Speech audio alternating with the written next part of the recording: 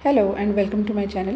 आज बघूयात मी मॉर्निंग ब्लॉगमध्ये श्रावण घेवड्याची आणि मटकीची मिक्स अशी उसळ केली होती. पोळ्या केलेल्या होत्या, खिचडी आणि वरण भात.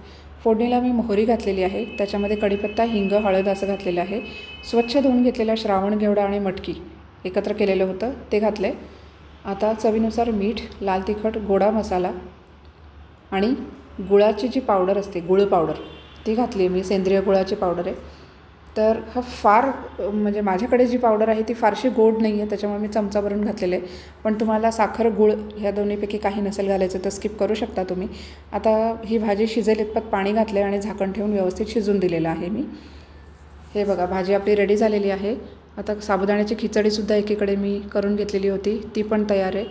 छान मस्त अशी मऊ आणि मोकळी मोकळी खिचडी झालेली आहे. पोळ्या करते आहे मी एकीकडे. वरण भाताचा कुकरही झालेला आहे. तर सगळा स्वयंपाक सुरू करायच्या आधी मी कणिक भिजवून घेते, म्हणजे बाकीचे पदार्थ होईस्तोवर त्या कणकेला छान असा रेस्टिंग टाईम मिळतो आणि पोळ्या पण अतिशय सॉफ्ट होतात आपल्या. तर हे बघू शकता, एक एक पोळी खूप छान अशी फुगते आहे. गरमागरम पोळ्या करून झाल्या की त्याच्यानंतर मी त्यात बऱ्यापैकी थंड झाल्या की टिफिन पॅक करायला घेते आहे. तर हे सगळं झाल्यानंतर कोथिंबीर चिरून घेतली मी. आता टिफिन पॅक करते. भाजी टिफिनमध्ये भरली, त्यातली वाफ निघून गेली की मी कोथिंबीरीने गार्निश केलेलं आहे. हे बघू शकता. आता पोळ्या भरते आहे मी डब्यामध्ये. तर हे पॅक करून झाल्यानंतर एका छोट्याशा टिफिनमध्ये मी साबुदाण्याची खिचडीसुद्धा पॅक केली.